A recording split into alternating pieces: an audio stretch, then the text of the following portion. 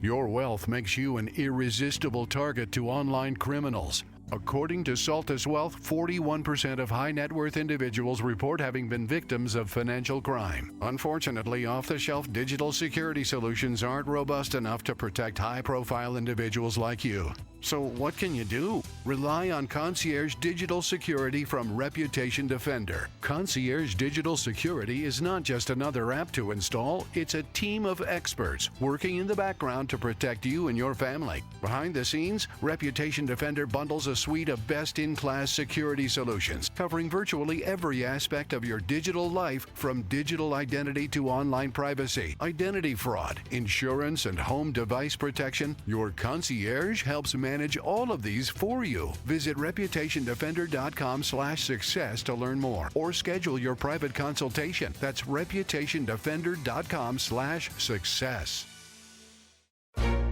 This is VSiN Daily Morning Bets. Here is your host, Josh Applebaum.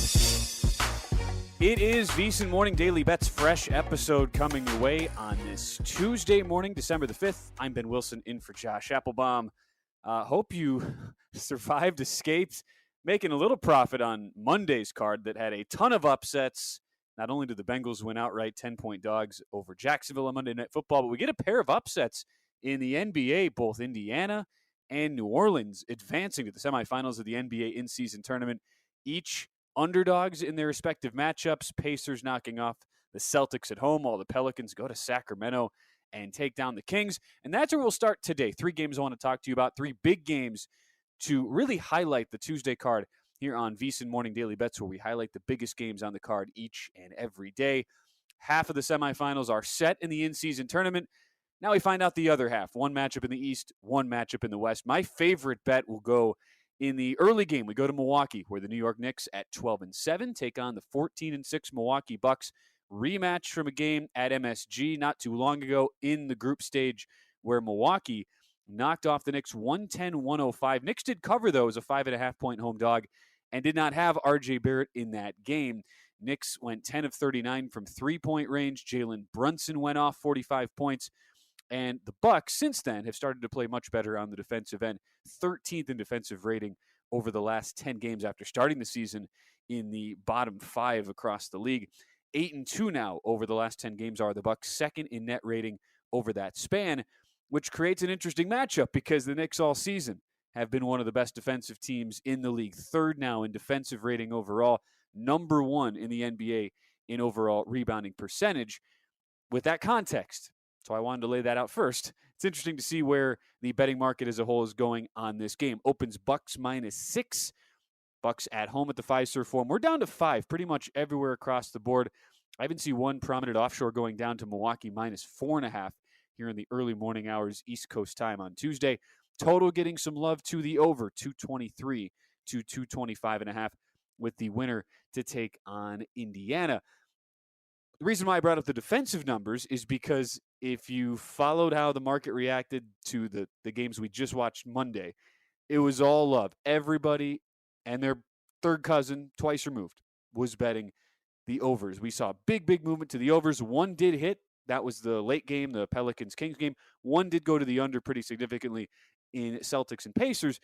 And what you watched, I mean, especially really both games. I mean, there were incredible home court atmospheres. The Pacers were able to pay that off into a win, but especially in that Celtic-Pacer game where the defensive intensity was just at another level. And it did remind me a lot of what you'd see in general postseason NBA basketball, where totals get shaded a ton lower.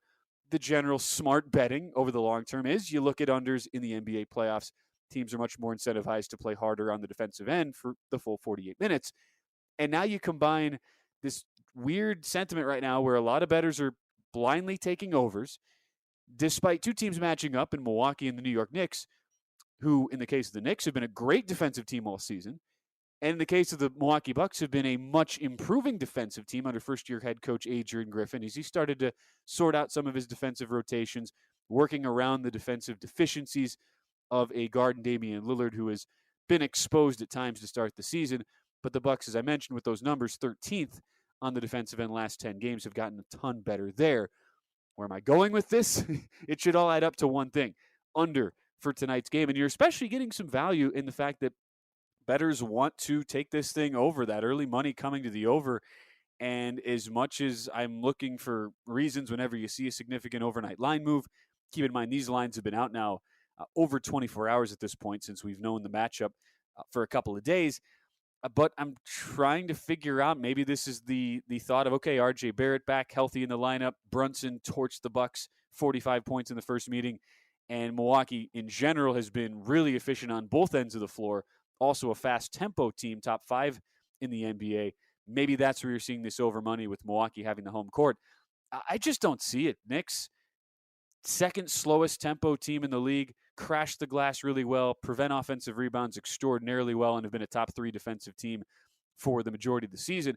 I expect this to be a tight, gritty, playoff atmosphere type matchup with the Knicks and head coach Tom Thibodeau really applying pressure on a Milwaukee team that is playing its best basketball of the season, but the offense has been there the whole way. It's now been the defense that's ratcheted up for the Bucks. So I really believe you'll see this played more like the low hundreds type range. I see the Bucks winning. Wouldn't hate if you wanted to take a piece of the New York Knicks, although you have already missed out on that 6 number as we've seen the market continue to go on the dog. I'd much rather take the under now that you're getting an inflated price, 225.5 under in Knicks Bucks, my favorite bet for the Tuesday card. That's not the only game. The nightcap is in LA. We have the Phoenix Suns and the LA Lakers, 12-8 Suns, 12-9 Lakers rematch after the Lakers took out Phoenix. That was a Suns team without Devin Booker, though, in the first in-season tournament meeting. Lakers winning 122-119 in a game where Kevin Durant went off for 38 points, as the Lakers, despite that great game from Durant, still won by 3. A lot of injury issues to get to. LeBron James, questionable with a left calf injury. Anthony Davis, probable, so he should be good to go. But point guard Gabe Vincent has already been ruled out for the Lakers. Sounds like Rui Hachimura will finally make his return, dealing with a nasal fracture, wearing a protective mask. He was cleared to play over the weekend against Houston, did not actually get in. And head coach Darvin Ham has said he expects Hachimura to get a few minutes. For the Suns, guard Bradley Beal still out with a back injury there. Lakers open 2-point favorites. This is in LA at Crypto.com Arena. Money on Phoenix so far, down to 1.5-point favorites are the LA Lakers. And just like in the Knicks-Bucks game, and just like the other 2 in-season tournament games, whole lot of money to the over, from 223 now to either 227.5 or 228. Market pretty split on that number so far, with the winner to take on the New Orleans Pelicans Thursday in that doubleheader in Las Vegas for the in-season tournament semifinals. The one thing that really jumped out to me from the first meeting between the Suns and Lakers was the fact that LA on the road shot the lights out from beyond the arc, almost 45% from 3. Keep in mind the Lakers on the season, second worst in the league in overall 3-point shooting. I'm much more inclined to think that was definitely more of an anomaly, a team that is 24th in offensive rating on the season, where the Lakers have found success, the majority of their wins on the defensive end, a top 10 defensive rating team as well. How will LA now match up in this rematch where you get Devin Booker back, made his return from an ankle injury, and looked really good over the weekend against Memphis, 34 points, 10 boards, 7 assists. You have to like where Phoenix is at when they have Booker and Durant on the floor. Shouldn't be a shock. You shouldn't be surprised that I'm saying this. Not a surprise if you look at the advanced numbers and see a Durant-Booker duo, one of the most efficient duos in the NBA right now. Phoenix 7th on the season in offensive rating as a whole, have struggled a little bit on the defensive end. That's a big reason why you saw the Lakers shoot as well as they did in the first meeting against the Suns.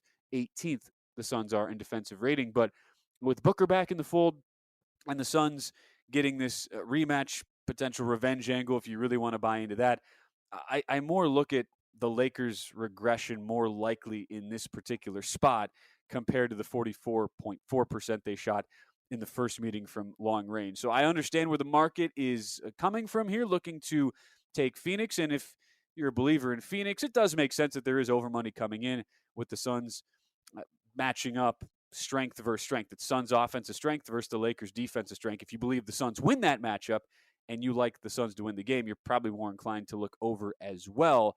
I'd rather, if I'm making a bet either way, I would look at the Suns. Would not shock me to see more Suns money come in, especially with how cloudy the injury report is for the LA Lakers right now. Final game for us to preview as we continue on VSiN Morning Daily Bets, talking the biggest games on the card every single day. Let's go to the Jimmy V Classic. Outstanding doubleheader tonight. A couple of top 25 matchups. The marquee event, 9 p.m. Eastern. It's 5th-ranked UConn against 9th-ranked North Carolina. A couple of blue bloods going at it. Each team 7-1. UConn coming off its first loss of the season, going down 69-65 at Kansas, who's now ranked 2nd in the poll in a true road game for UConn last Friday night. The Tar Heels actually had to survive a scare. We're 12.5-point favorites at home against Florida State in the ACC opener over the weekend. We're down 8 midway through the second half. Had to rally, almost covered at the end, but I did win 78-70 after a sleepy start. UConn 4-point favorites on the opener, and we've seen a lot of UConn money come in so far, up to 5.5-point favorites. Total bet down from 154 now to 152.5 overall. I get why bettors are looking at the UConn side here. It's an obvious bounce-back spot for a Husky team that had a really bad start on the road at KU, made a huge surge, had a great opportunity to actually win that game on the road at KU, ultimately did not. But there's one particular angle I'm a little bit concerned about for head coach Dan Hurley's UConn team this season. This is a group that was so good on both ends of the floor last season en route to the national title. And while the defense is still really good this year, top 15 in the Ken Pomeroy overall efficiency ratings, the three-point defense has left a lot to be desired. 316th in the country in three-point defense allowed, giving up a ton of wide-open looks. KU was the first team who really made UConn pay. 9 of 14 from 3 were the Jayhawks on Friday night. I bring that up because North Carolina, if you think back to last year, was one of the worst three-point shooting teams among all Power Fives, outside the top 300 nationally. It was a disaster for UNC. Big reason why the team that was the number one team in the preseason poll didn't even make the NCAA tournament. Tar Heels have improved a ton in that regard under head coach Hubert Davis, now 91st in the country in three-point percentage. They aren't blowing anybody away, and they struggled from beyond the arc Saturday, went just 5 of 22 from 3. But R.J. Davis and Harrison Ingram, it's a lethal backcourt with those two. Combined, they take the vast majority of the team's three-point looks, and they're hitting at a 38% clip from three-point range this season. You combine that with a team that has the 4th most experience at the Division I level of any team in the country, and a group that has played much better on the defensive end this season, 35th in the country. And how I see this game playing out is really, can UNC find the three-point shooting form, and can they win the battle of the boards? Because that's the most fascinating matchup in this game. 6'11" senior Armando Bacot, 6th in the country in defensive rebound percentage. Great matchup between he and the guy replacing Adama Sanogo on the interior for UConn, and 7'2" sophomore Donovan Clingan, who's 21st in the country in offensive rebound percentage. That's how UConn beats you. They generate quality looks, 3rd in the country in two-point percentage, and if they miss, they tend to follow up those misses and put their second chance opportunities in. 8th in the country in offensive rebound percentage. And yet UNC has a really, really good, one of the elite interior defenders and rebounders in Bacot. So when I look at that matchup and how it all squares out, there's one slight deficiency, at least for UConn, that North Carolina has the ability to exploit. And the big strength of UConn is somewhat neutralized by the 6'11" senior veteran presence of Bacot on the inside. Because of that, and because of how bettors are kind of, I wouldn't say blindly, there's good reason, right? You're backing UConn if you're taking the Huskies, and how the market in general has done this early on with the line opening at 4. Betting them because of the bounce back did look impressive on the road at KU despite the loss. At a certain point, though, that's already been baked in by the market. And at a certain point, as I'm talking about with how we generally see some of the overreaction in these marquee matchups, you get to a point where it becomes really intriguing to take the other side. So I won't give out an official best bet at the current number right now at 5.5, but if this gets to 6, say 6.5, and it wouldn't shock me if we get there with how the early market sentiment is coming on UConn, and I expect them to continue to get bet. It's been a very publicly backed team ever since the run to March Madness and the NCAA tournament title. At the 6.5 range, it is a really nice value play on North Carolina. I expect a positive regression on the three-point shooting after going 5 of 22 over the weekend. And UConn still has a lot of holes to fix in their three-point defense, one I expect that will eventually get cleaned up by the time we get to March. But right now, that is a weakness for UConn. UNC has the guys to exploit it. I expect at the very least we see this a more high variance, back and forth, tighter matchup. And so if UNC's hitting the threes, I like their chances to cover the number right now, catching 5.5. those are your three biggest games of the night. We'll have a lot more to talk about as well on the Wednesday edition of VSiN Morning Daily Bets. I'm Ben Wilson. Best of luck with all your plays tonight. We'll catch you again tomorrow morning in this feed.